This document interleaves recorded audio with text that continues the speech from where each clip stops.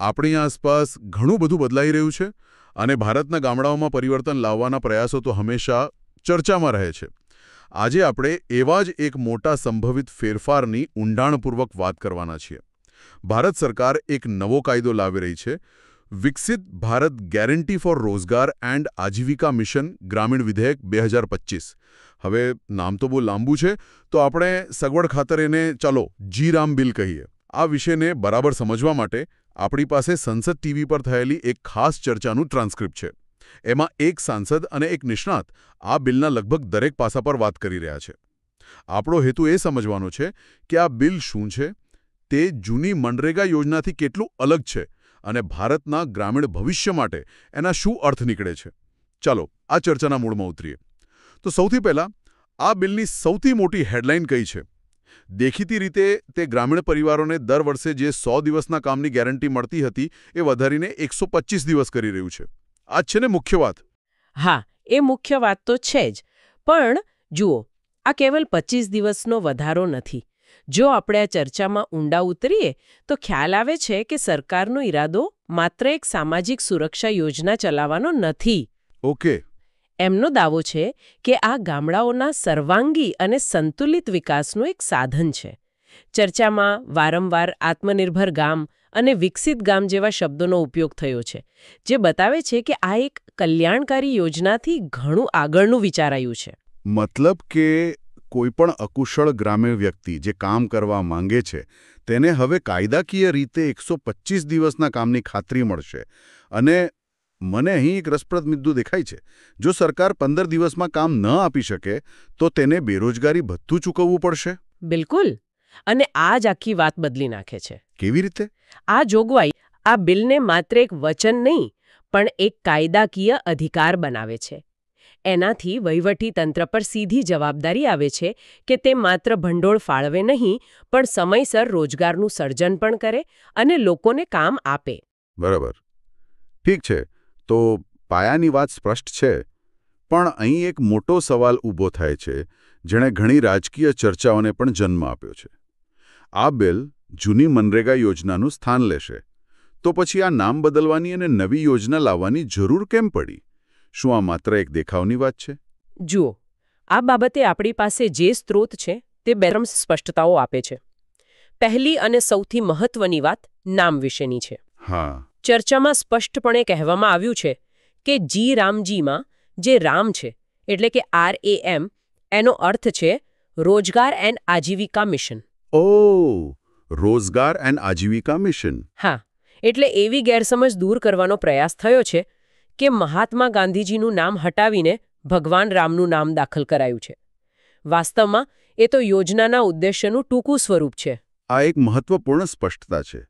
પણ શું જૂની યોજનામાં મહાત્મા ગાંધીનું નામ શરૂઆતથી જ હતું? ના. અને આ એક રસપ્રદ ઐતિહાસિક તથ્ય છે જે ચર્ચામાં પણ ઉલ્લેખિત છે. જ્યારે 2005માં મૂળ કાયદો આવ્યો ત્યારે તેનું નામ હતું NREGAG, national rural employment guarantee act. Mahatma ગાંધીજીનું નામ તો 4 વર્ષ પછી 2 ઓક્ટોબર 2009ના રોજ તેની સાથે જોડવામાં આવ્યું હતું. એટલે સરકારનો તર્ક એ છે કે નામ કરતાં યોજનાનો આત્મા અને એનો ઉદ્દેશ્ય વધુ મહત્વપૂર્ણ છે. અને એ ઉદ્દેશ્યને તેઓ મહાત્મા ગાંધી અને પંડિત દીનદયાળ ઉપાધ્યાયજીના વિચારો સાથે જોડી રહ્યા છે. બરાબર. બંને સમાજના છેવાડાના માનવીના ઉત્થાનની એટલે કે અંત્યોદયની વાત કરતા હતા. તો સરકાર આ બિલને એ જ વિચારધારાની પૂર્તિ તરીકે રજૂ કરી રહી છે. હા, તે માત્ર નામનો ફેરફાર નથી, પરંતુ યોજનાના ઉદ્દેશ્યને ફરીથી વ્યાખ્યાયિત કરવાનો એક પ્રયાસ છે. તેને માત્ર ગરીબી નિવારણના સાધન તરીકે નહીં, પણ ગ્રામીણ સશક્તિકરણ અને સંપત્તિ નિર્માણના મિશન તરીકે રજૂ કરવામાં આવી રહ્યું છે. ચાલો હવે વાત કરીએ આંકડાઓની. 125 દિવસની ગેરંટી જેવી મોટી વાત માટે મજબૂત નાણાકીય પીઠબળ તો જોઈએ જ. શું આ બિલમાં ખરેખર એટલી મોટી રકમની જોગવાઈ છે? ચર્ચામાં રજૂ થયેલા આંકડા શું કહે છે? આંકડા ખરેખર ચોંકાવનારા છે અને યોજનાના સ્કેલમાં કેટલો મોટો ફેરફાર આવ્યો છે એ દર્શાવે છે. ચાલો તેને સરળ રીતે સમજીએ. આપણી પાસે જે માહિતી છે તે મુજબ 2005થી 2014 સુધીના 9 વર્ષોમાં મનરેગા માટે લગભગ 1.32 લાખ કરોડ રૂપિયા ફાળવવામાં આવ્યા હતા. એક મિનિટ, 1.32 લાખ કરોડ 9 વર્ષમાં. બરાબર. હા, હવે તેની સરખામણી કરીએ. 2014 પછીના દાયકામાં આ યોજના માટે ફાળવવામાં આવેલી રકમ 7.8 લાખ કરોડથી પણ વધુ છે. ઓહો. અને આ નવા બિલ માટે તો શરૂઆતમાં જ 1.51 લાખ કરોડથી વધુની જોગવાઈની વાત છે, જે યુપીએ સરકારના 9 વર્ષના કુલ ખર્ચ કરતાં પણ વધારે છે. આ લગભગ 6 ગણો વધારો દર્શાવે છે. 6 ગણો વધારો. આ તો બહુ મોટો આંકડો છે. આ તો થઈ રૂપિયાની વાત. પણ શું તેનાથી જમીન પર કામના દિવસોમાં પણ એટલો જ વધારો થયો છે? કારણ કે અંતે તો લોકોને કામ મળવું જોઈએ. હા, ચોક્કસ. નાણાકીય ફાળવણીની અસર રોજગાર સર્જનમાં પણ દેખાય છે. ચર્ચામાં રજૂ થયેલા આંકડા મુજબ 2005થી 2014 દરમિયાન લગભગ 1660 કરોડ કામના દિવસો ઊભા થયા હતા. 1660 કરોડ? હા, જ્યાં 2014થી અત્યાર સુધીમાં 3290 કરોડથી વધુ કામના દિવસોનું સર્જન થયું છે. એટલે કે લગભગ બમણું. બરાબર બમણું. આ સ્પષ્ટ દર્શાવે છે કે વધુ પૈસા ફાળવવાથી વધુ લોકોને કામ મળ્યું છે અને યોજનાની પહોંચ પણ વધી છે. ઠીક છે, તો આપણે પાયાની વાત સમજી ગયા. વધુ દિવસો, વધુ પૈસા અને પરિણામે વધુ રોજગાર.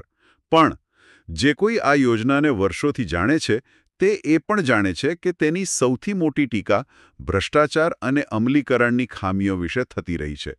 તો શું આ નવો કાયદો એ સમસ્યાઓનો કોઈ ઉકેલ લાવે છે? ચર્ચામાં આ વિષય પર શું કહેવાયું છે? તમે બિલકુલ સાચા મુદ્દા પર આવ્યા છો. આ બિલનો મુખ્ય ભાર માત્ર યોજનાનો વ્યાપ વધારવા પર નથી, પણ તેને વધુ પારદર્શક અને કાર્યક્ષમ બનાવવા પર છે. અને તેનો મુખ્ય આધાર છે ટેકનોલોજીનો ઉપયોગ. ટેકનોલોજી? કઈ રીતે? એક આંકડો જે ચર્ચામાં સામે આવ્યો તે ખૂબ જ ચોંકાવનારો છે. 2013-14 સુધીમાં મનરેગા હેઠળ થતી માત્ર 37% ચૂકવણી ઇલેક્ટ્રોનિક સિસ્ટમ એટલે કે EFMS દ્વારા થતી હતી. માત્ર 37%? આ તો બહુ ઓછું કહેવાય. હા, માત્ર 37%. બાકીની મોટા ભાગની ચૂકવણી રોકડમાં અથવા એવી જટિલ પ્રક્રિયાઓ દ્વારા થતી હતી, જ્યાં વચેટિયાઓ અને ભ્રષ્ટાચાર માટે પુષ્કળ જગ્યા હતી. તો હવે નવો લક્ષ્યાંક શું છે? નવો લક્ષ્યાંક છે 100%. 100%? હા, 100%. આ બિલ હેઠળ તમામ ચૂકવણી સીધી લાભાર્થીના બેંક ખાતામાં જમા કરવાનો ઈરાદો છે. આ એક ક્રાંતિકારી ફેરફાર છે. જો પૈસા સીધા સરકારની તિજોરીમાંથી કામ કરનારના ખાતામાં જાય તો વચ્ચેથી કોઈ કટકી કરી શકતું નથી. સૈદ્ધાંતિક રીતે તો આ બહુ સારું લાગે છે. પણ હું જમીની હકીકત વિશે વિચારી રહ્યો છું. આપણે દેશના એવા અંતરિયાળ વિસ્તારોની વાત કરી રહ્યા છીએ, જ્યાં આજે પણ બેન્કિંગ સુવિધાઓ, ઇન્ટરનેટ કનેક્ટિવિટી અને ડિજિટલ સાક્ષરતા મોટા પડકારો છે. શું આપણી પાસે જે સ્ત્રોત છે તે આ 100%ના લક્ષ્યાંકને હાંસલ કરવાના વ્યવહારિક પડકારો વિશે કોઈ વાત કરે છે? પ્રશ્ન છે. જુઓ, ચર્ચામાં આને એક નીતિગત લક્ષ્યાંક તરીકે નહીં, પણ એક સતત ચાલનારા મિશન તરીકે રજૂ કરવામાં આવ્યું છે. તેમાં બેન્કિંગ કોરસ્પોન્ડન્ટ નેટવર્કને મજબૂત કરવા અને જનધન આધાર મોબાઈલ એટલે કે જેમ ટ્રિનિટીનો વધુ સારો ઉપયોગ કરીને આ અંતરને દૂર કરવાની વાત છે. પણ તમારી શંકા સાચી છે.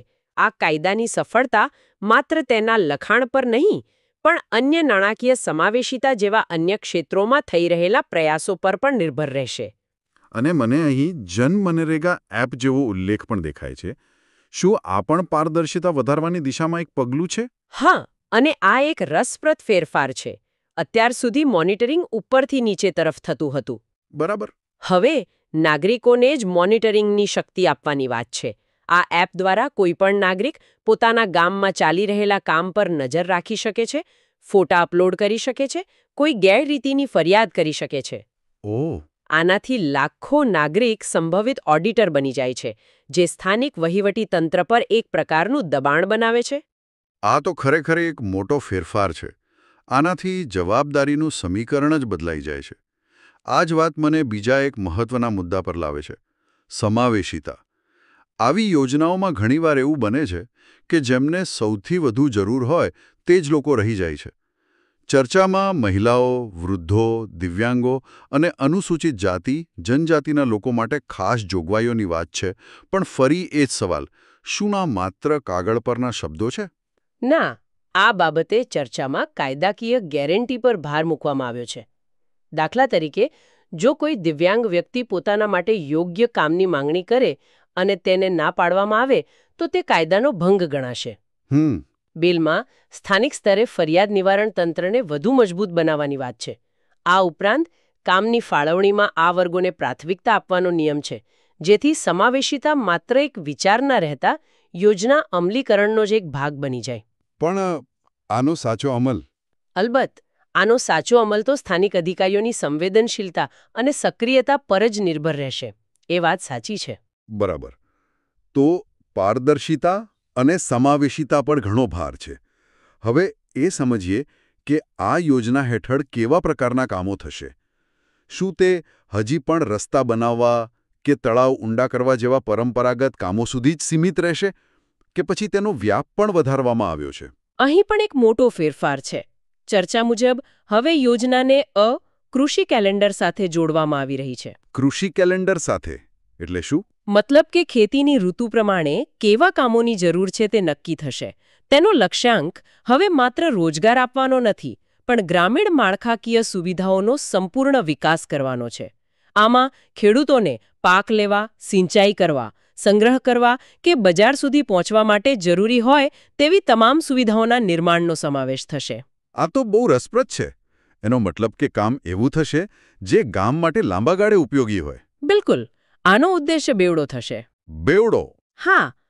એક તરફ લોકોને તેમના ગામમાં જ કામ મળશે અને બીજી તરફ ગામમાં એવી કાયમી સંપત્તિઓનું નિર્માણ થશે જે કૃષિ ઉત્પાદકતા અને લોકોના જીવનની ગુણવત્તામાં સુધારો લાવશે, જેમ કે ખેત તલાવડી, વોટરશેડ મેનેજમેન્ટ, ગ્રામીણ ગોડાઉન વગેરે. અને આનાથી અર્થતંત્ર પર શું અસર થશે? જુઓ, જ્યારે લોકોની આવક વધે છે ત્યારે તેમની ખરીદ શક્તિ પણ વધે છે, ખરું ને? હા, સ્વાભાવિક છે. અને એ ખરીદ શક્તિ આખરે સમગ્ર ગ્રામીણ અર્થવ્યવસ્થાને ગતિ આપે છે. એટલે આ યોજનાને માત્ર ખર્ચ તરીકે નહીં, પણ ગ્રામીણ અર્થતંત્રમાં એક રોકાણ તરીકે જોવામાં આવી રહી છે. પણ આટલી મોટી યોજના માટે નાણાં ક્યાંથી આવશે? એ સવાલ ફરીથી આવે છે. શું કેન્દ્ર સરકાર બધો આર્થિક બોજ રાજ્યો પર નાખી દેશે? ઘણીવાર કેન્દ્રની યોજનાઓમાં આવું બનતું હોય છે. આ ચિંતાને પણ ચર્ચામાં સ્થાન આપવામાં આવ્યું છે. તેમાં સ્પષ્ટતા કરવામાં આવી છે કે કેન્દ્ર સરકાર ભંડોળનો સંપૂર્ણ બોજ રાજ્યો પર નાખવાનો ઈરાદો નથી રાખતી, બલકે કેન્દ્ર આ યોજના માટે વધુ ભંડોળ ફાળવશે, જેથી રાજ્યો પર આર્થિક દબાણ ન વધે અને વધુને વધુ લોકોને તેનો લાભ મળી શકે. અહીં સહકારી સંઘવાદની ભાવનાથી કામ કરવાનો ઉલ્લેખ છે. તો આ બધી ચર્ચાને અંતે આપણે શું સમજી શકીએ? આ ઊંડાણપૂર્વકના વિશ્લેષણ પછી એવું લાગે છે કે વિકસિત ભારત જી રામજી બિલ માત્ર નામનો ફેરફાર નથી. તે ગ્રામીણ રોજગાર ગેરંટી યોજનાને વધુ વ્યાપક, વધુ પારદર્શક અને વધુ અસરકારક બનાવવાનો એક સુનિયોજિત પ્રયાસ છે. તેનો હેતુ માત્ર લોકોને કામચલાઉ રોજગાર આપવાનો નથી, પરંતુ ગરીબી મુક્ત અને રોજગારયુક્ત ગામડા બનાવવાનો છે. તમે બિલકુલ સાચો સાર કાઢ્યો. કાગળ પર અને કાયદાકીય રીતે આ યોજના ખૂબ જ મહત્વાકાંક્ષી અને મજબૂત લાગે છે. તે માત્ર એક સામાજિક સુરક્ષા જાળથી આગળ વધીને ગ્રામીણ વિકાસનું એક વ્યૂહાત્મક સાધન બનવાનો પ્રયાસ કરી રહી છે. તો પછી આખરી વિચારવા જેવો પ્રશ્ન શું છે આપણા શ્રોતાઓ માટે? વિચારવા જેવો પ્રશ્ન એ છે કે આ મહત્વાકાંક્ષી યોજનાનું જમીની સ્તર પર અમલીકરણ કેટલું સફળ રહેશે. ટેકનોલોજી, પારદર્શિતા અને નાગરિક ભાગીદારીના જે નવા સાધનોની વાત થઈ રહી છે, શું આપણું સ્થાનિક વહીવટીતંત્ર અને નાગરિકો તેનો પૂરો ઉપયોગ કરવા માટે તૈયાર છે? કાયદામાં લખાયેલા અધિકારો અને વાસ્તવિકતા વચ્ચેનું અંતર ઘટાડવું, એ જ આ યોજનાનો સૌથી મોટો પડકાર અને કદાચ સૌથી મોટી તક પણ. એ જ છે. ભવિષ્ય એ વાત પર નિર્ભર કરશે કે આ કાયદાનો આત્મા તેના અમલીકરણમાં કેટલો જીવંત રહે છે.